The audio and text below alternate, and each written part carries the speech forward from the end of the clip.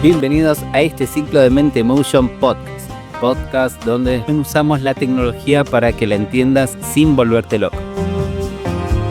Soy Sebastián Ríos, tu anfitrión, y hoy vamos a sumergirnos en un tema que está presente en prácticamente todo lo que hacemos en el mundo digital, la base de datos. ¿Alguna vez te preguntaste cómo hace Mercado Libre para recordar todos tus pedidos? ¿O cómo el sistema sabe exactamente cuánto saldo tienes? Todo gracias a la base de datos. Hoy tenemos la suerte de contar con un invitado de lujo, España, el especialista Javier Pineda, experto en programación, docente y que actualmente trabaja en proyectos de implementación de soluciones para empresas argentinas. Bienvenido, Javier. Muchas gracias por la presentación, Seba. Un placer estar acá para charlar un tema tan fundamental en nuestra era digital. Buenísimo tenerte acá. Antes de empezar, quiero recordarles a nuestros oyentes que pueden encontrar recursos adicionales en mentemotion.com y en las redes sociales. Y ahora sí, arrancamos.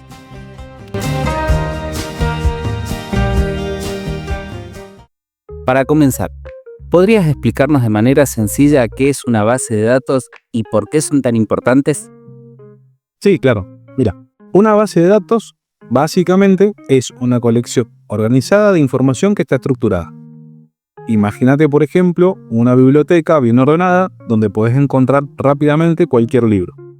Las bases de datos funcionan de manera similar, pero con datos digitales. O sea, es como, en su forma más básica, podemos decir que están compuestas por tablas con filas y columnas, y cada fila representa un registro único como un cliente, un producto o un libro, puede ser. Y cada columna tiene un atributo específico de ese registro. El nombre, la dirección, el precio, o si vamos a los libros, el autor.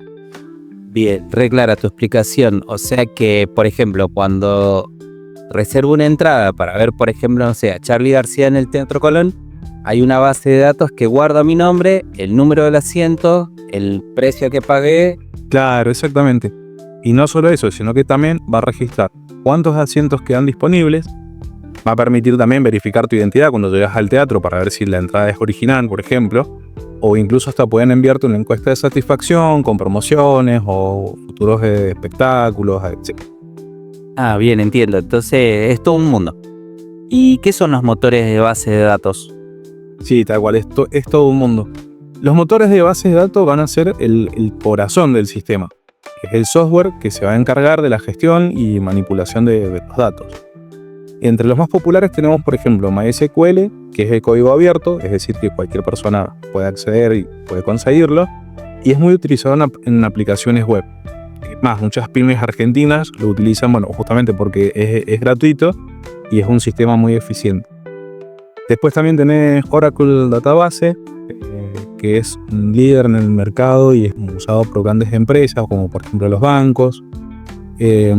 Otro motor puede ser Microsoft SQL Server, donde empresas que utilizan todos los productos de Microsoft utilizan Microsoft SQL Server.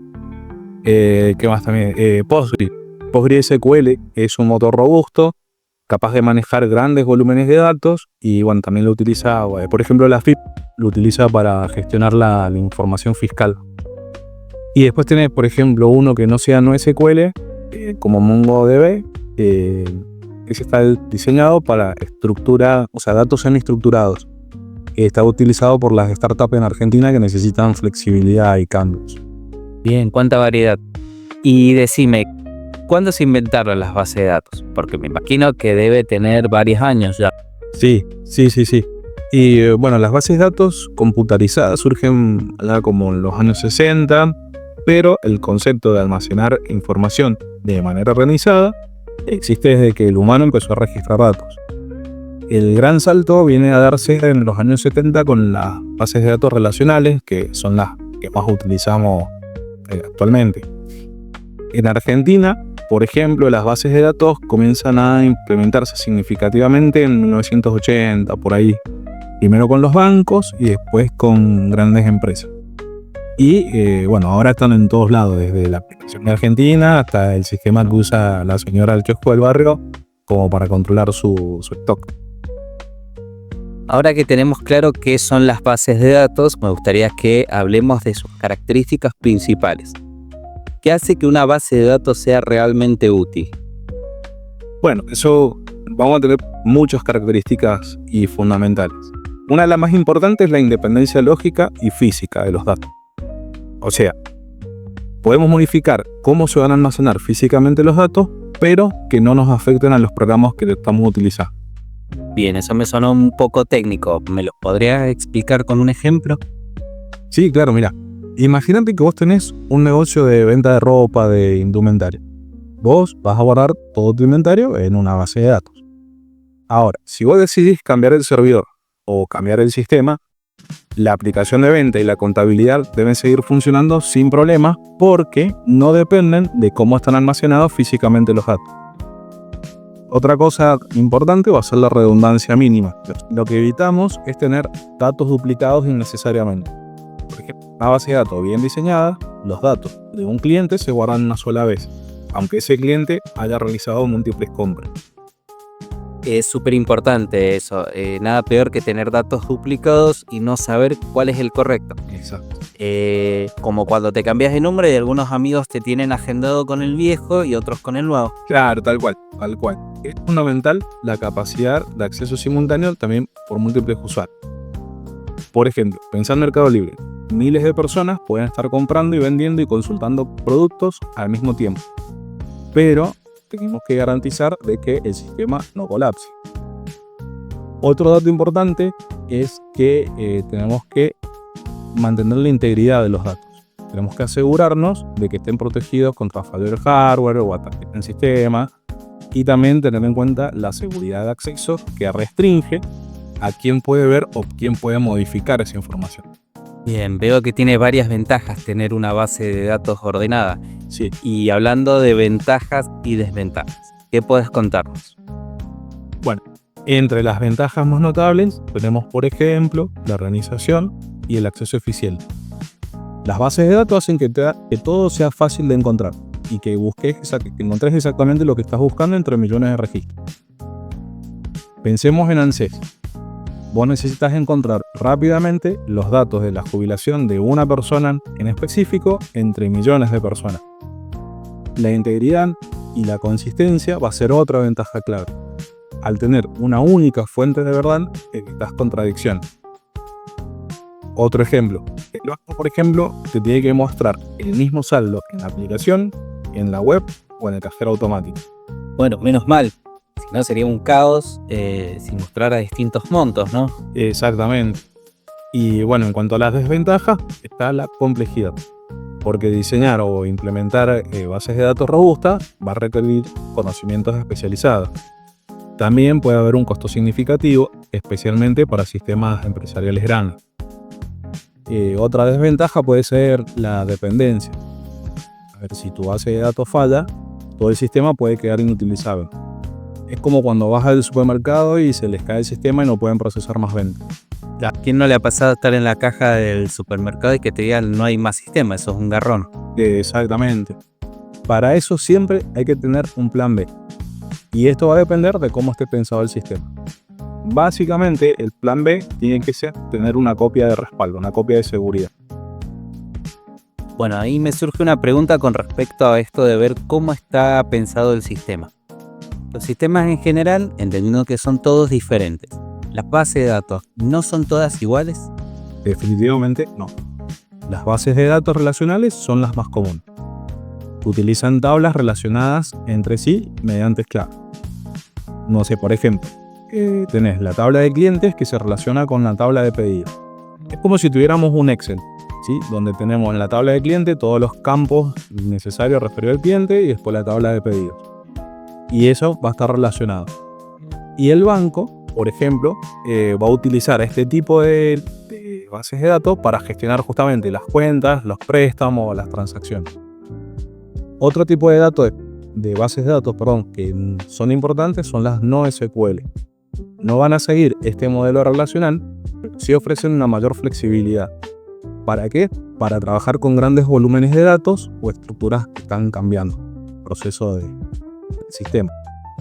Hay una empresa de desarrollo de software, Globant, que va a utilizar este tipo de bases de datos. Por ejemplo, utilizan MongoDB para algunos de sus proyectos que necesitan adaptarse rápidamente a nuevos requerimientos. ¿Existe algún tipo especializado para casos particulares? Sí. Tenemos bases de datos distribuidas, por ejemplo, que van a replicar datos en múltiples sistemas para que justamente mejoren la disponibilidad.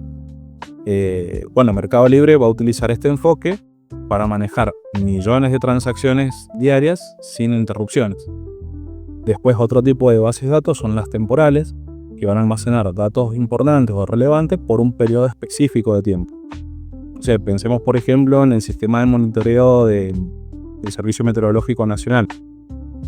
Utiliza bases de datos temporales para seguir la evolución de las tormentas y otros fenómenos climáticos. ¿Y cómo sabe una empresa qué tipo de base de datos le conviene usar? Y va a depender de muchos factores. Por ejemplo, el tipo de datos que manejan, el volumen, la frecuencia de acceso, los requerimientos de seguridad, la disponibilidad. Tenés Andriani, por darte otro ejemplo, que va a necesitar rastrear los paquetes en tiempo real, o correo argentino también. Y ahí una base de datos relacional con capacidades geoespaciales podría ser ideal. Ahora, si vemos una plataforma de streaming como puede ser Flow, que va a manejar contenidos de multimedia y operaciones personalizadas, ahí una combinación entre bases de datos relacionales y NoSQL podría funcionar mejor. No usarías un Ferrari para transportar muebles, ni un camión para correr una carrera de velocidad. Bien, clarísimo lo que nos estás contando ahora. Estuve investigando un poco y puede ser que haya un lenguaje llamado SQL. ¿Qué es y por qué es tan importante? Sí, existe. SQL viene del inglés Structured Query Language, o sea, un lenguaje de consulta estructurada, y va a ser como el idioma estándar para comunicarse con bases de datos relacionales, que te va a permitir modificar, consultar y, básicamente administrar los datos de manera eficiente. ¿Y es difícil aprender este lenguaje? No, lo que tiene de bueno el SQL que tiene una sintaxis bastante cercana al lenguaje natural. En inglés, pero es fácil de aprender. Por ejemplo, si vos querés traer todos los nombres de todos los clientes de una sucursal de un banco de Mendoza, por ejemplo, escribirías algo así como, tengo un dato más ñoño, pero sería select nombre from clientes donde where provincia igual a Mendoza. O sea, básicamente sería seleccionar todos los nombres de los clientes de la tabla de clientes donde el campo provincia coincida con el dato de Mendoza. Bien, entonces no parece tan complicado. No, es bastante lógico cómo está armado el lenguaje. Sí te va a ayudar un montón si sabes inglés, pero si no sabes, se va a aprender rápido. SQL va a tener varios sublenguajes. Por ejemplo, tenés el Data Definition Language, que usa el DDL, que te va a poder crear, modificar estructuras en las tablas o en las bases de datos. Si querés crear la tabla productos, vas a poner Create Table, el nombre de la tabla sería productos, después vas a poner entre paréntesis los campos que necesitas, como el ID, el nombre, el precio, el proveedor, la marca, etc. Y al lado de cada campo vas colocando el tipo de dato que necesitas guardar. O sea, si es entero, si es un texto, si es lógico, etc. Lo que sí es muy importante recordar que el ID va a ser una clave única y es la clave primaria. Y que a través de este ID podemos justamente relacionar estos datos con otras tablas. Y también nos va a ayudar a no tener datos duplicados. Después otro es el DML, que es la manipulación de datos, donde podemos crear e insertar nuevos productos, actualizar los precios. Después tenés el DCL, que permite acceder a distintos tipos de datos, controlar el acceso a los datos. Y el TCL, que es para manejar mejor las transacciones, asegurando que las operaciones complejas se completen correctamente y no se realicen en lo absoluto, depende de lo que suceda. Bien, entonces es un mundo complejo, pero no imposible de aprender. Hablaste del manejo de transacciones. Eso sería como cuando transferís dinero, ¿no? O se debita una cuenta y se acredita en la otra, o no pasa nada. Claro, es eso. Eso sería el control de transacción. Si vos estás transfiriendo dinero, vos no querés que se te debite a vos y a la otra persona no se le impacte o no se le acredite, o al revés, si te están transfiriendo a vos. Bueno, justamente si llega a pasar algo en ese momento, el control de transacciones es el que te lo va a regular. Bueno, ahora llegó el momento de mi sección favorita. Vamos a jugar a mitos y verdades sobre las bases de datos. Yo te voy a decir algunas afirmaciones y vos me decís si son o mito o verdad. ¿Dale? Dale. Bueno, vamos con la primera. La base de datos son solo para grandes empresas. Un pequeño negocio no las necesita. Ese es un mito, porque hasta el almacén de la esquina puede beneficiarse con una base de datos simple que pueda gestionar el inventario, los clientes frecuentes, los proveedores. Y hay muchas soluciones gratuitas como SQLite que pueden correr en una computadora o hasta en un celular. Segundo, la base de datos no SQL están reemplazando a las relacionales porque son mejores. No, ese sería un mito. No es cuestión de si es mejor o peor, sino de que sean diferentes para distintos usos. Las bases de datos relacionales siguen siendo excelentes para datos estructurados con relaciones claras, por ejemplo, un sistema bancario. Pero las no SQL sí van a brillar en escenarios como por ejemplo las redes sociales o en análisis grandes de volúmenes de datos que no sé. Bien, la tercera. Si la base de datos falla, los datos se pierden. Vamos a decir que es un mito porque siempre deberían implementarse buenas prácticas de respaldo. No siempre pasa, pero siempre deberíamos tener en una base de datos seria, obviamente en una empresa seria, un sistema de respaldo y recuperación que ayude a tener una copia de seguridad. YouTube, los bancos, Google y todo el mundo va a utilizar múltiples copias de seguridad en diferentes ubicaciones físicas. Bueno, vamos por la última.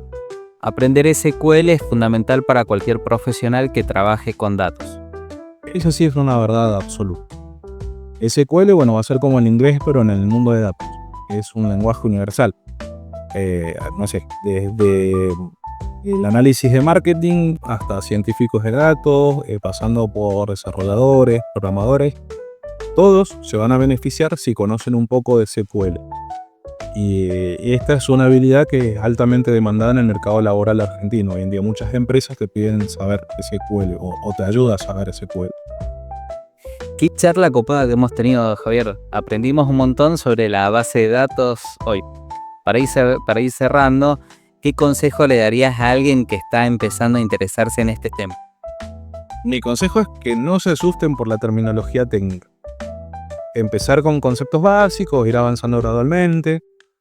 Hay muchos cursos de español, tener los cursos de la UTN o de otras universidades. Y si no, en mentemotion.com, ahí van a encontrar el curso de administrador de bases de datos. Y lo más importante es practicar en programación y en el mundo de la programación que incluye las bases de datos, es practicar. Podés instalar MySQL o Postgre gratuitamente en la computadora y empezar a experimentar. Es como las bases de datos son como el mango. Al principio puede parecer complicado, pues no sabes qué tan dulce, qué tan amargo, la montañita. Es una cuestión que le agarras la mano y después no puedes vivir sin el mar. Tremenda comparación. Bueno, lamentablemente se nos acaba el tiempo. Quiero agradecer enormemente a Javier por compartir su conocimiento con nosotros. Un lujo tenerte.